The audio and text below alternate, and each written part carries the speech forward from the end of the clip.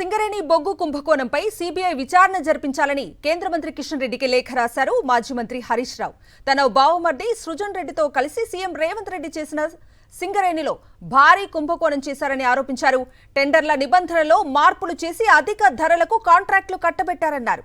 2024 తర్వాత ఇచ్చిన టెండర్లు, పాలసీ నిర్ణయాలపై సీబీఐ విచారణ జరిపించాలన్నారు. సిట్ విచారణకు వెళ్లే ముందు మీడియా సాక్షిగా లేఖను విడుదల చేశారు హరీష్ రావు.